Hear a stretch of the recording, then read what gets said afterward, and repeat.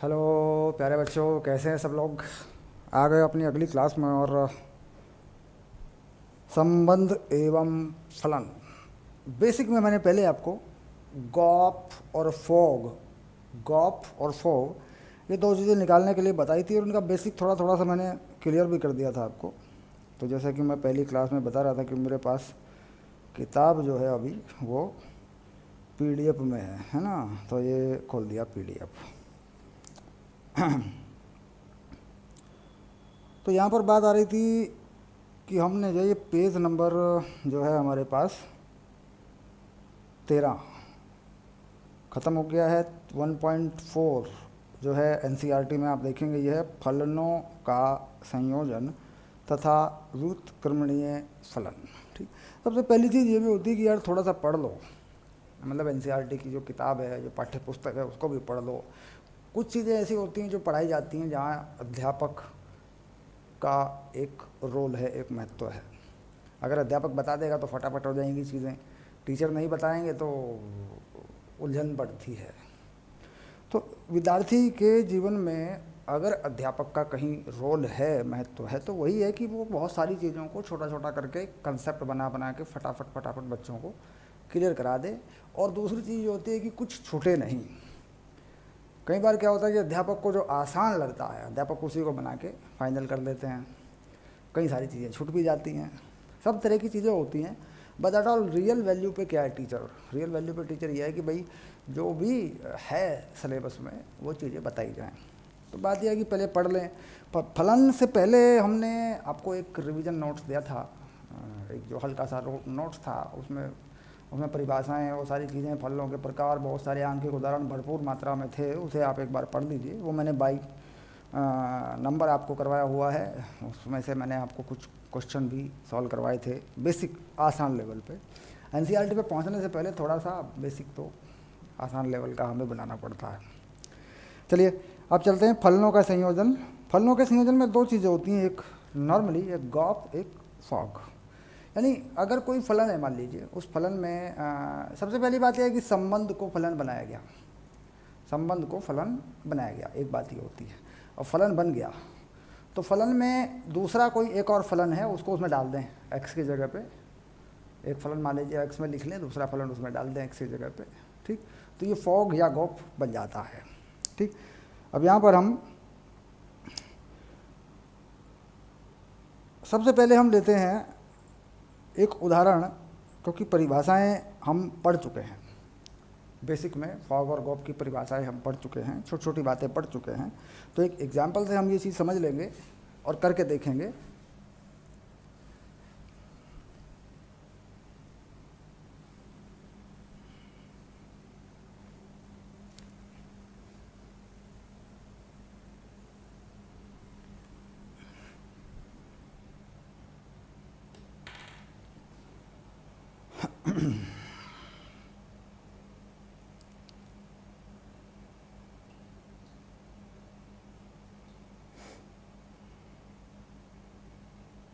Okay, तो ये है उदाहरण 15।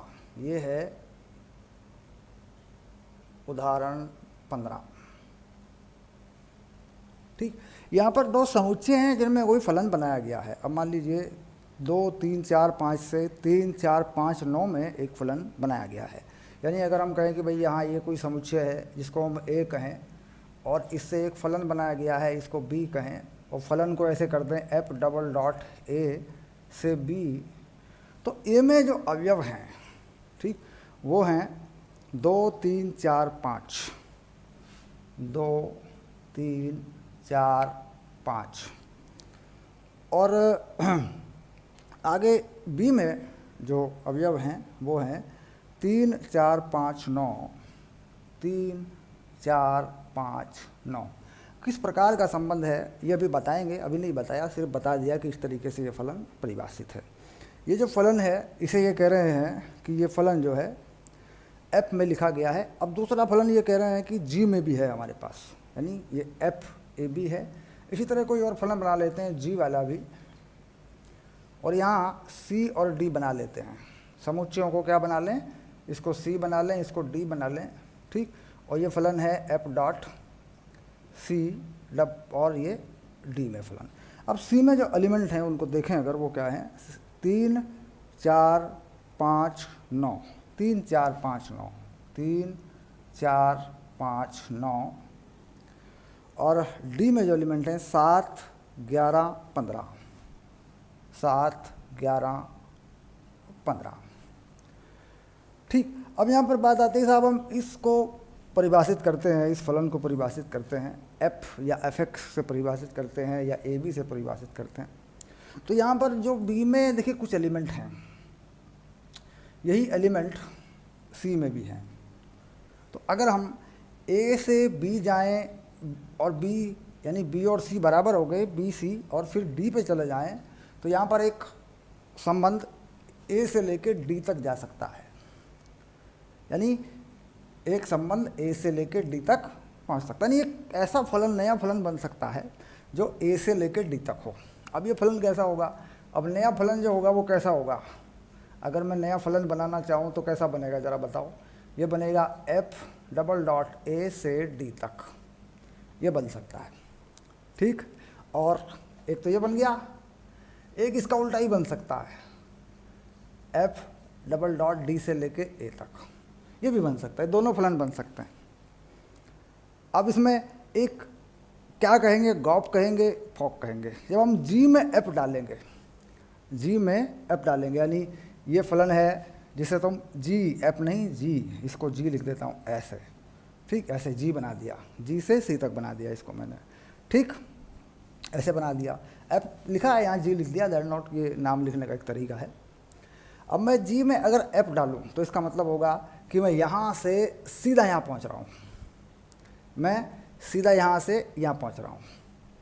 जी एफ एक्स गॉप, अगर मैं यहाँ से यहाँ पहुँच रहा हूँ यानी ए और डी ले रहा हूँ, तो ए और डी को मैं लिखता हूँ गॉप।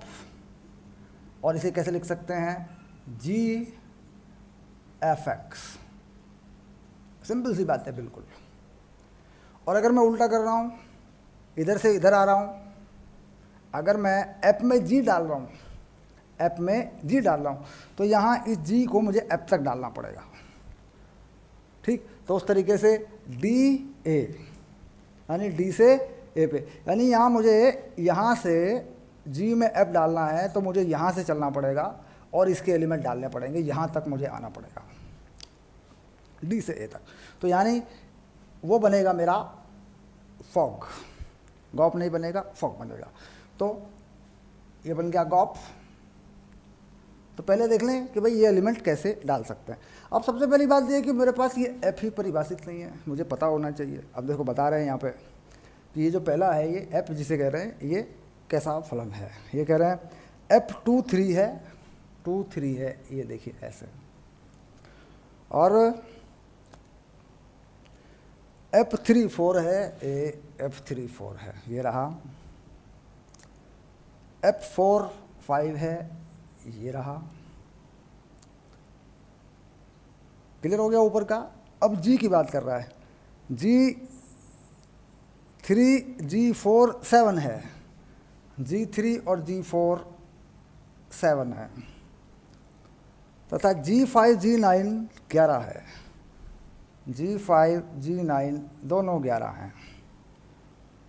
ठीक, गॉप ज्ञात कीजिए। गॉप ही निकल पाएगा, जी एफ एक्स ही निकलेगा, क्योंकि हमारे पास जो चीज़ें हैं वो एफ से जी की तरफ है।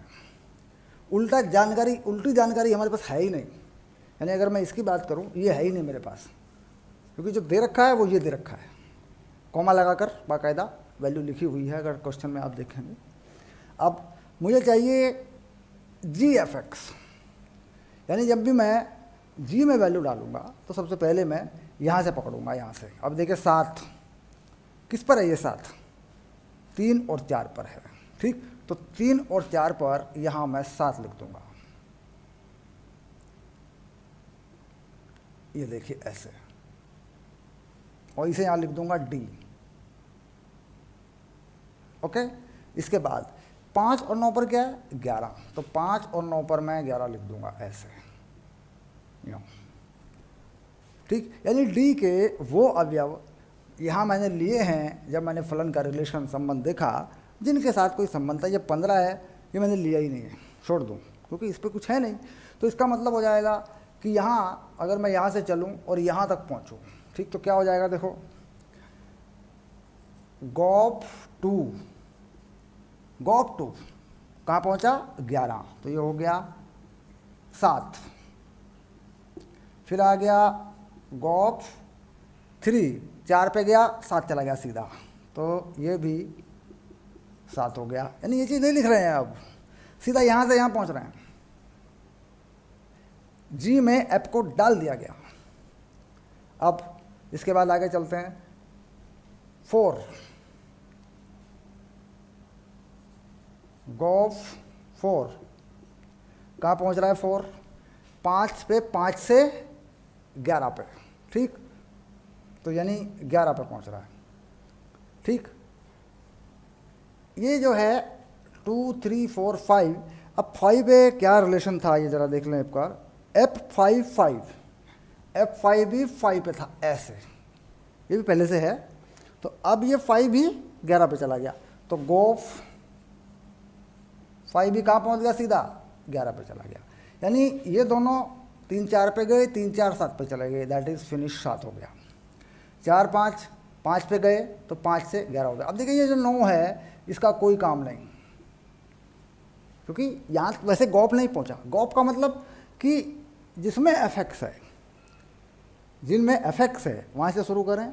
पहले FX देखे काम पर है, FX का कौन सा अवयव जिसका कोई प्रतिबिंब हो आगे, वो ये G में जिसका प्रतिबिंब हो, क्योंकि ये तो G था, देखो वो यहाँ रखा, बाकी G में 15 था, वो लिया ही नहीं, और यहाँ B में 9 था, उसको लिया ही नहीं, दिया ही नहीं है। तो कुल मिला के इसको भी हटा दिया, देखो ये हटा दिया, मान लो इसे थोड़ी देर के लिए हटा दिया हमने, ये देखो ये हटा दिया, ये चलो।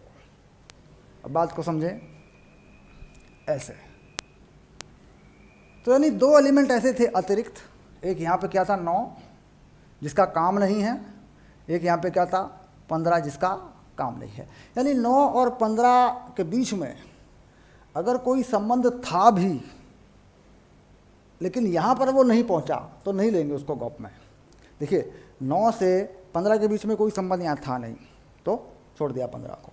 अब यहाँ से A से B जब गए तो 9 पे कोई नहीं था, कुछ भी नहीं था, कोई संबंध नहीं था, तो यहाँ पे 9 को भी छोड़ दिया, ठीक। यानी FX में या ऐप में जो संबंध है, वह संबंध आगे किन अवयवों को लेके G में गया, वही GOP में शामिल होंगे, ठीक। यानी अगर हम GOP को बनाना चाहें तो क्या बनेगा, 2, 2 पे क्या बनेगा 7, और 4, 5 पे क्या बनेगा 11। तो अब अगर मैं इस GOP को बनाना चाहूँ तो ये GOP कैसे बनेगा, GOP आरेख कैसे बनेगा, ऐसे। तो यहाँ देखिए ऐसे 2, 3, 4, 5, और यहाँ सीधा 7 और 11, 7 और 11, ये देखिए ऐसे बनेगा। तो मतलब वही एक हिसाब लगाने वाली बात है, सिंपल सा गणित, सिंपल सा हिसाब लगाने वाली बात है कि किसके साथ किसका संबंध है जो आगे पहुंचा। अब इसके बाद आगे चलते हैं थोड़ा सा।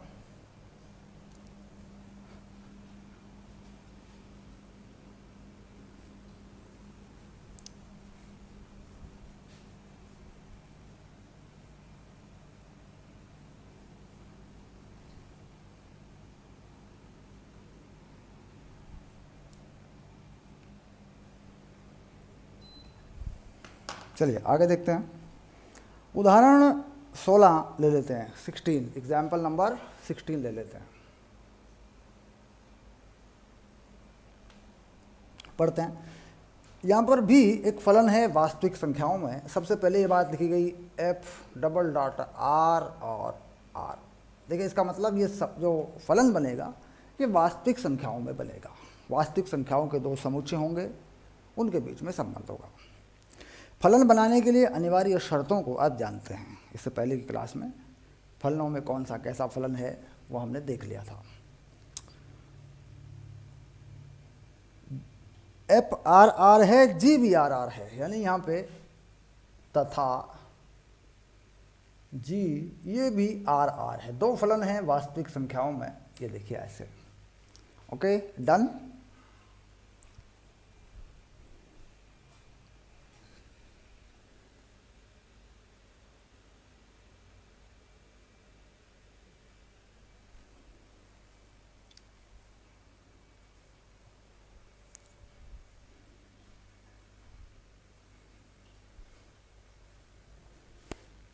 तो ये थोड़ा सा जो है मैं चेक कर रहा हूँ इसको, ये थोड़ा सा हमें और लेना पड़ेगा नीचे, यहाँ लिख देते हैं उदाहरण 16। ये थोड़ी सेटिंग में कुछ चल रही हैं चीज़ें। एफ यहाँ लिख देता हूँ, आर वास्तविक संख्याओं में है, तथा जी डबल डॉट आर ये भी वास्तविक संख्याओं में है। वास्तविक संख्याओं में कोई फलन है, एफ एक्स जी एक्स कह सकते हैं, ठीक है। एफ एक्स मतलब इसको क्या कहना चाह रहे हैं, मान लो इसको कह सकते हैं भाई ये क्या है, इसको कह सकते हैं साहब ये जी एक्स है, और इसको क्या कह सकते हैं, इसे कह सकते हैं कि ये जो है एफ एक्स है, ऐसे कोई फलन है, ठीक। एफ एक्स है कॉस एक्स, यहाँ एफ एक्स जो है वो कितना है, ये है कॉस एक्स, और जी एक्स 3x स्क्वायर है, यानी यहाँ पे जी एक्स बताया गया है 3x स्क्वायर, सिंपल। द्वारा परिभाषित हैं, गौप ज्ञात कीजिए, सिद्ध कीजिए गौप और फोक बराबर नहीं है। तो गौप ज्ञात कीजिए, यानी बात यह है कि गौप भी बताना है। गौप का मतलब है जी एफ एक्स, ये बताना है, और इधर दूसरा देख लें क्या बताना है, और फोक बताना है, यानी एफ जी एक्स भी बताना है। ओके, यानी जब जी में एफ एक्स डाल देंगे तब। अब अगर मान लीजिए जी में एफ एक्स डालते हैं, सपोज एक्स स्क्वायर, एक्स के जगह पे क्या डालते हैं, एफ एक्स, तो देखें अगर हम गौप लेते हैं तो ये है 3x स्क्वायर। ये जो x है, इस x की जगह पे क्या डालना है अपने को, एफ एक्स डालना है, तो लिख देते हैं 3f(x) स्क्वायर। अब 3f(x) क्या है, cos x स्क्वायर, यानी हो गया 3 cos स्क्वायर x, सिंपल। ये आ गया, देखिए ये गॉफ हो गया। अब थोड़ा इधर देखते हैं, फॉग, यानी अब हमें यहाँ पे ये 3x स्क्वायर डाल देना है कॉस में, तो यानी फॉग जो हो गया, ये क्या हो गया, कॉस, ये पूरा जी एक्स डाल देंगे, ये आ गया जी एक्स, एक्स की जगह पे पूरा जी एक्स लगा दिया, ठीक। तो कितना बनेगा, कॉस 3x स्क्वायर, ये बन गया, देखिए ऐसे, एक्स की जगह पे 3x स्क्वायर आ गया। तो हम यहाँ कह सकते हैं कि साहब ये जो चीज़ है ये गॉफ है और ये फॉग है, ठीक। अतः क्या करेंगे, gof not equal to fog. तो गॉफ फॉग के बराबर होगा, यहाँ पे नहीं आया, हो सकता है हो, कई बार ऐसा होता है कि हो जाता है, कुछ चीज़ें ऐसी होती हैं, तो ये कोई अनिवार्य शर्त नहीं होती है कि गॉफ फॉग के बराबर हो। गॉफ फॉग के बराबर हो भी सकता है, नहीं भी हो सकता है, ये कोई ज़रूरी चीज़ नहीं है, ठीक। दैट इज सिंपल हो गया बिल्कुल। हालांकि छोटे छोटे एग्जाम्पल हैं, ये बेसिक में मैंने खूब करवाए हैं आपको, तो ये कोई मुश्किल चीज़ नहीं है, फिर भी थोड़ा थोड़ा इनके बारे में बात करना ज़रूरी है। आगे बढ़ते हैं।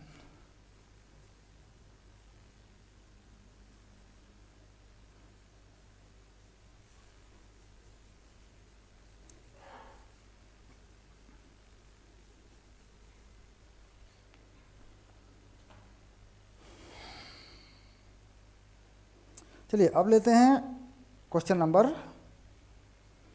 जो है आपका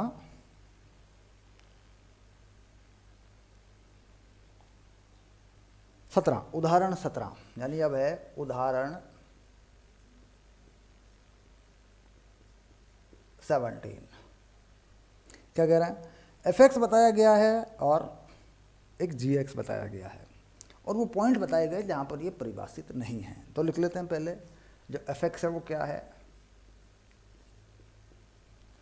एफ एक्स है हमारे पास 3x + 4, और नीचे है 5x - 7। ये देखिए इसमें 5x माइनस 7 में एक गड़बड़ है, ये नंबर 0 नहीं होना चाहिए। तो क्या करेंगे फिर इसमें, हम कहेंगे कि साहब फलन जो परिभाषित है वास्तविक संख्याओं में है, लेकिन यहाँ पर 7/5 नहीं लेंगे, क्योंकि हमें क्या करना है, इसको 0 नहीं होने देना।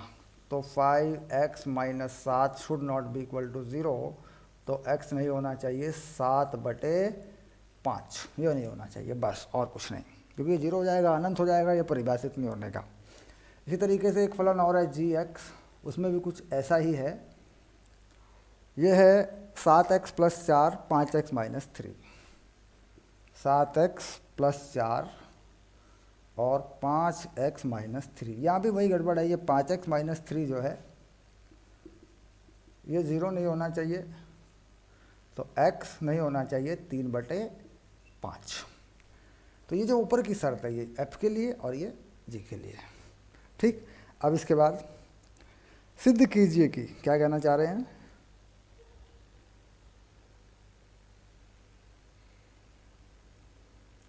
सिद्ध कीजिए कि फोग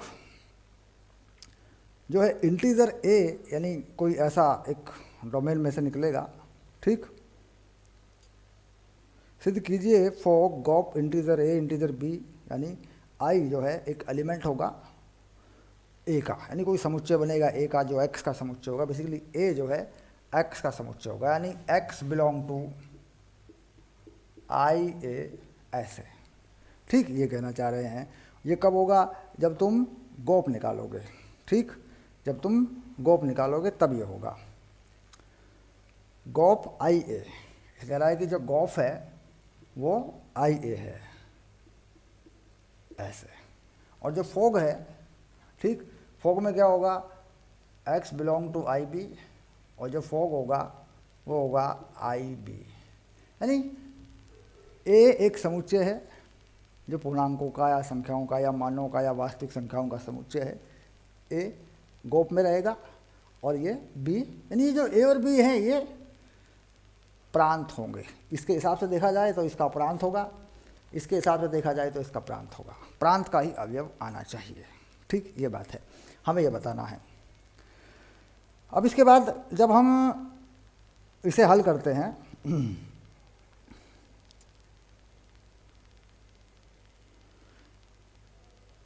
आई ए एक्स एक्स है और आई बी एक्स भी एक्स है, that is I A x value x में आ जाएगी और आई बी भी एक्स आएगा।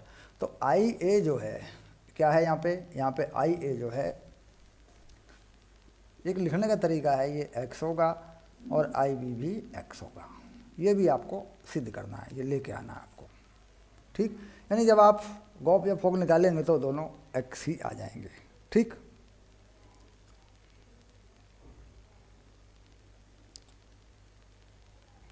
तो गॉप और फोग निकाल के देख लीजिए, गॉप और फोग निकाल के देख लीजिए वो x आते हैं कि नहीं, और वो इंटीजर उस समुच्चय का यानी डोमेन का हिस्सा है, डोमेन वाला मान उसमें है या नहीं। अब जब हम गॉप निकालेंगे तो क्या करेंगे, गॉप के लिए जी एफ एक्स ये लो, तो इसमें क्या करते हैं, जी में जहाँ x है वहाँ ये एफ एक्स डाल देते हैं, पूरी तरह सॉल्व कर देते हैं इसको। ठीक, तो सॉल्व करेंगे, देखो ये जी है, जी में क्या डालना है, एक्स जगह पे एफ एक्स, तो ये हो गया ऐसे 7f(x) + 4 और 3f(x) - 3, ये हो गया। देखो सिंपल सी बात है, ये हो गया गॉप, यानी जी में x की जगह पे क्या लगा दिया, f(x) लगा दिया, ये हो गया। लो, सिंपल हो गया। तो समझ में आ गया मामला, कहाँ क्या पुट करना है। उसके बाद सॉल्व कर दो इसको। अब ये जो चीज़ है f(x) ये पूरा है, देखो यहाँ से ये पूरा उठा के यहाँ डाल दो। ठीक, चलिए डाल देते हैं। 3x + 4 5x - 7, तो 7 पहले रह गया, 3x + 4 और नीचे 5x - 7 और ये +4, ये +4 है, देखो ये रहा, और अपॉन 3, फिर ये जो का तो लगा दो, 3x + 4 5x - 7 और ये -3, इसको सॉल्व कर लो। ठीक, तो 5x - 7 ये तो दोनों का लघुत्तम है। ठीक, और ये 7 है, इसे ऊपर मल्टीप्लाई कर दो, देखो ये कितना बन रहा है 7 को, ये हो गया 21x प्लस 28 28 ये हो गया। और ये 20x यानी 20x लघुत्तम बना रहे हैं, इसको यहाँ मल्टीप्लाई कर देते हैं, -28 ये हो गया। देखो ऐसे, तो लघुत्तम में नीचे ये है, नीचे भी है, तो ये दोनों कट जाएंगे ऊपर नीचे, बटे के बटे में जो होता है ऊपर नीचे सेम पोजीशन पे होता है, एक ही पोजीशन पे है। अब इसे करें 9x यानी इस 3 की इसमें गुणा करें, प्लस 12 इसकी इसमें कर लें, -15x और ये प्लस 21, 7 या 21, देखो 7 या 21 ये प्लस हो जाएगा, ये माइनस का 15x हो जाएगा। सॉल्व कर लो। अब यहाँ ये 28 से काट लो पहले, ये लो, ठीक।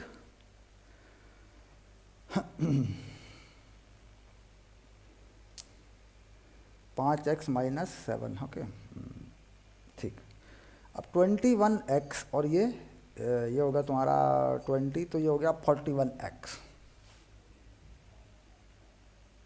बट है, एक minute 3x plus 4 5x minus 3, ज़रा देखें एक बार, 5x माइनस 3 5x, तो यहाँ 5x था, जो गलती हो रही है ना, जी में 5 था, तो यही तो चक्कर है। तो ये हो गया, देखो दोबारा लिखें 15x और ये 5 चौक 20, ये 20 आ गया, ठीक। और 41, ठीक है। अब ये कटेगा, देखो इससे, ये इससे कटेगा, ठीक। एक बचेगा नीचे, एक बस, 41 हो गया पूरे नीचे, 20 और यहाँ 20 और 21 41 जोड़ना पड़ेगा ना, प्लस हो गया, ठीक है। तो 41 से 41 कटेगा, तो ये x आ गया। तो कुल मिला के वही गॉप जो है वो x आ गया। कैलकुलेशन करने में दिक्कत, प्लस माइनस का झंझट हो जाता है, ठीक, गलती हो जाती है गणनाओं में, ये देखो, ठीक। प्रैक्टिस करें, बच्चे तेज़ कर देते हैं, टीचर इतना तेज़ नहीं कर पाते। जब प्लस माइनस होती है, गलती होती है टीचरों से बहुत ज़्यादा, बच्चे फटाफट कर देते हैं। तुम लोग ये सॉल्व करोगे फटाफट कर दोगे, लेकिन देखो मैंने आराम से कटा पीटा गिरी है। चलिए अब इसके बाद आगे बढ़ो। अब ये से गॉप निकाला, आप फोग निकाल लो, गॉप तो x आ गया, आप फोग निकाल के देखो, ठीक। क्लियर, हटा दो, आ गया x, ओके। फोग निकालेंगे तो भी x ही आएगा, क्योंकि यहाँ पे ये कह रहा है कि करके दिखाओ, ऐसा आता है। ये बनाया ही ऐसे गया है, gx और fx को इस तरीके से बनाया है कि दोनों चीज़ें सेम आएंगी, ठीक। अब फोग निकाल देते हैं, फोग f gx, यानी पहले fx लिख लेते हैं, उसमें x की जगह पे gx डाल देते हैं, तो ये रहा fx, देखो 3x प्लस 4 5x माइनस 7, ये आ गया।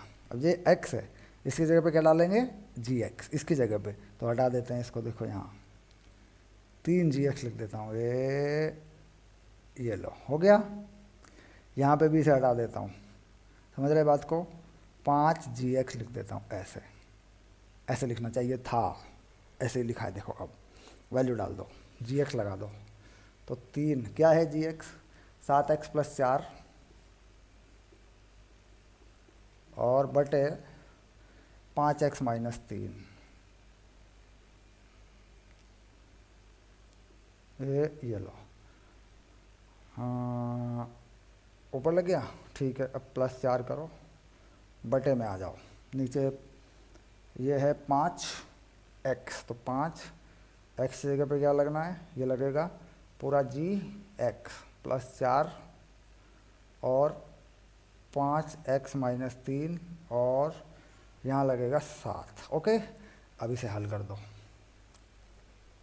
तो 5x माइनस 3 दोनों लघुत्तम है, नीचे कटेंगे बाद में, तो पहले इसे छोड़ देते हैं, पहले ये ब्रैकेट खोल देते हैं, 7 या 21 और 3 चौक 12, 21x प्लस 12, इसे खोल देते हैं 15x माइनस 12, नहीं 20x, 5 चौक 20, तो 20x माइनस 12, डन। अब बराबर है ना, इसे खोलते हैं नीचे वाले को, 35x प्लस 20 और 5 सतह 35 माइनस 35x प्लस 21, ओके। अब यहाँ देख लो एक बार, प्लस माइनस 12 ये ख़त्म हो गए, यहाँ भी कुछ कटेगा, ये 35x है ना, ये देखो 35x यहाँ से आएगा ना ऐसे, तो ये 35x ये भी काटो, ये लो, ये भी हो गया पूरा 41, तो ऊपर बचा 41x, 41x नीचे बचा 41, यानी बात बिल्कुल सिंपल है, ये भी x आ गया। तो यानी गोप और फोक दोनों x आए तो लिख देंगे, अतः गोप इक्वल टू फॉग, ये आ गया, देखो सिद्ध हो गया, बात क्लियर हो गई। ठीक, आगे बढ़ते हैं। 17 क्लियर है, सिंपल हो गया बिल्कुल, कोई दिक्कत नहीं है।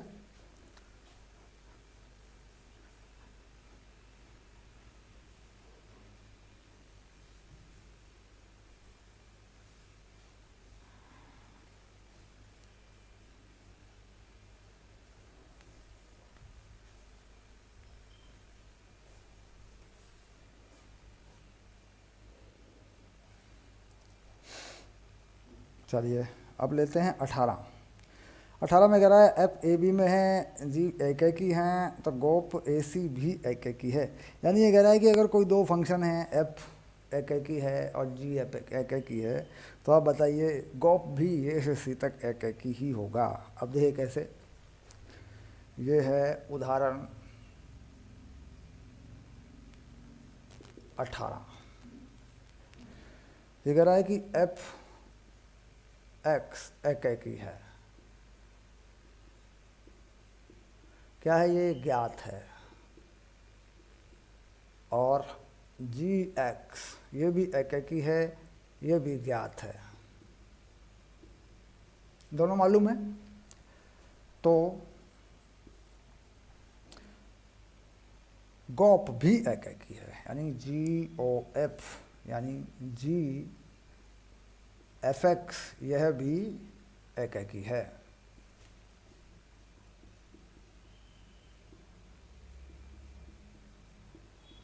ठीक, तो सिंपल सी बात है कि भाई एक का एक के साथ संबंध है।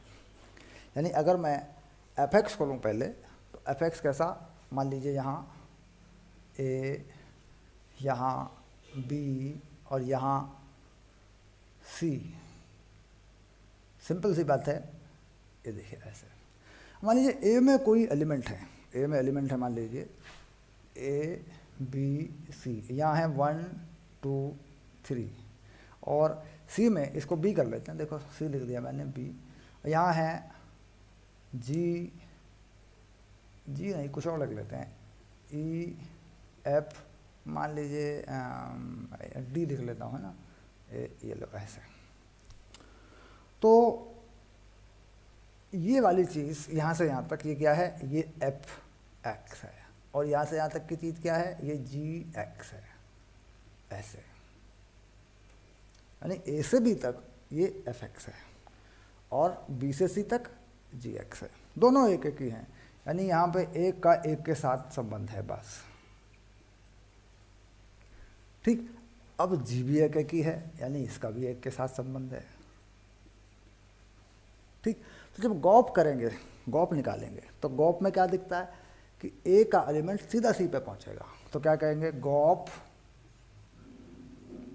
ए बराबर ई, गॉप बी बराबर, बी कहाँ पहुंच रहा है, बी पहले 2 पे जा रहा है, 2 से एफ पे जा रहा है, एफ, तो गॉप सी बराबर डी।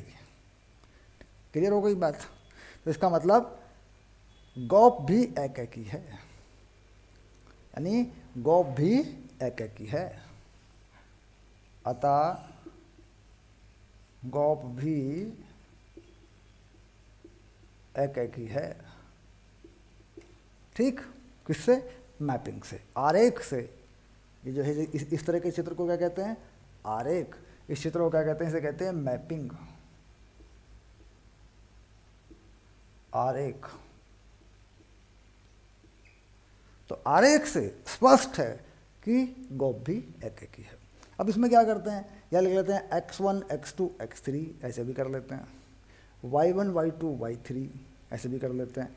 बाद में फिर यहाँ कुछ और लिख लेते हैं, ABC A1 B2, कुछ अपनी तरफ से नाम दे देते हैं, तो फिर करके दिखा देते हैं ऐसे। x1 x2 x3 लेके भी करके दिखा सकते हैं, ABCD 1 2 3 लेके भी करके दिखा सकते हैं।